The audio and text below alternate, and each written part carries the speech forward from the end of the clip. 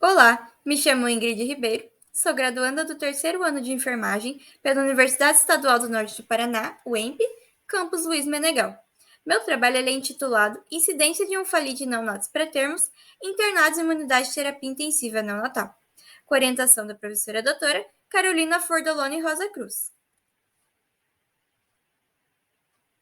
Vou iniciar o meu trabalho explicando sobre o contexto da onfalite. Essa, por sua vez, se classifica como uma infecção bacteriana que circunda a pele do coto umbilical do recém-nascido durante o período neonatal, segundo Painter, em 2022.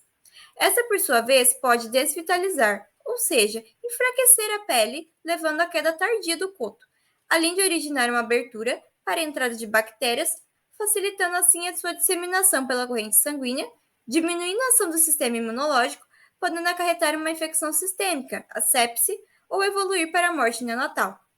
Fato que, em 2011, a Organização Mundial da Saúde, a OMS, ela destacou essa contaminação no coto umbilical como uma das causadoras da mortalidade neonatal do mundo, com uma taxa de 7 a 15%. Já no Brasil atualmente, foram registrados 25 casos de morte neonatal induzidas pela onfalite. Dentre estas, 5 foram registradas na região sul do país, sendo 4 notificadas no estado do Paraná. Devido às complicações também decorrentes dessa colonização bacteriana, a ampla e moderna estrutura da UTI neonatal ela vem justamente para adentrar e auxiliar nessa assistência que é necessária para o neonato.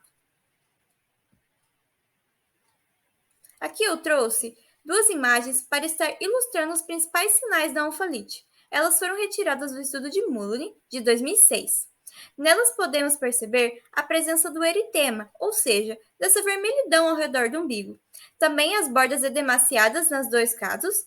E na ilustração A, temos a presença de uma infecção bacteriana ao centro desse culto. A metodologia.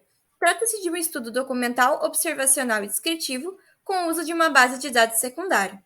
A população, como eu já disse, ela foi composta por neonatos admitidos e internados na UTI neonatal da Santa Casa de Misericórdia de Cornélio Procópio entre os anos de 2011 a 2020. As informações elas foram extraídas diretamente das planilhas disponíveis no setor responsável. As variáveis estudadas foram o diagnóstico clínico e também o desfecho clínico.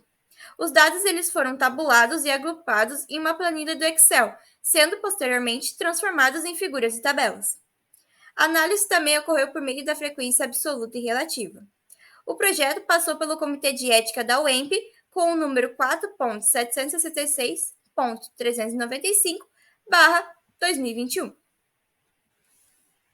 Resultados. Estão ilustrados no esquema todas as internações que ocorreram no período de estudo. Foram um total de 1.131 internações, com 694 casos de prematuridade, uma prevalência de 61,36%. Dentre todas as internações, 82 casos foram diagnosticados com onfalite, totalizando 7,25% dessas internações.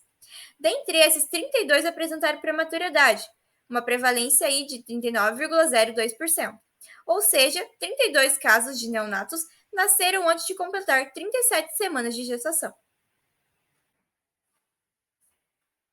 Aqui, como eu havia dito, todos os resultados eles foram analisados e agrupados em tabelas. Nessa tabela está evidenciado o desfecho clínico desses neonatos que apresentaram onfalite e também prematuridade, que foram 32 casos. Neste aqui, o número de altas hospitalares contabilizaram 93,75%, ou seja, 30 casos. Mas, infelizmente, 2 casos, 6,25%, acabaram evoluindo ao óbito. Vale ressaltar que no ano de 2012, o caso que foi a óbito, ele era um prematuro extremo. Devido às complicações decorrentes, alguns recém-nascidos necessitaram do uso do suporte respiratório, ou seja, fizeram uso de respiradores. Neste caso, foram 6, totalizando aí 18,75%. Assim também, em muitos casos, eles associaram as suas internações com outras complicações, totalizando 19. Dentre elas estão icterícia, sepse, hipoglicemia, distresse respiratório e síndrome hemorrágica. Foram 22 casos, um total de 68,75%. Portanto, as considerações finais. Constata-se uma alta prevalência de recém-nascidos prematuros e também com onfalite, uma infecção que pode ser evitada através de cuidados apropriados com a higienização do coto umbilical. A OMS ela preconiza alguns cuidados, principalmente para países subdesenvolvidos. Dentre esses estão o uso de clorexidina e também do álcool 70, mas o mais preconizado é o cuidado com o cordão seco. Consiste justamente em o pai ou responsável por aquele neonato, após o banho ou após fazer a higienização desse coto com água e sabão, secar bem ao redor, evitando umidade e assim também o desenvolvimento bacteriano. Além disso, um dos fatores de risco é a prematuridade, assim como também o baixo peso ao nascer.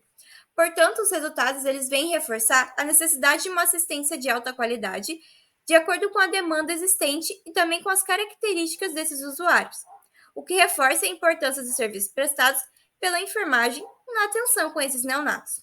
Além disso, essa pesquisa ela pode oportunizar novos estudos científicos nessa área, qualificando a assistência do âmbito da enfermagem. Aqui estão listados 5 das minhas principais referências e os agradecimentos.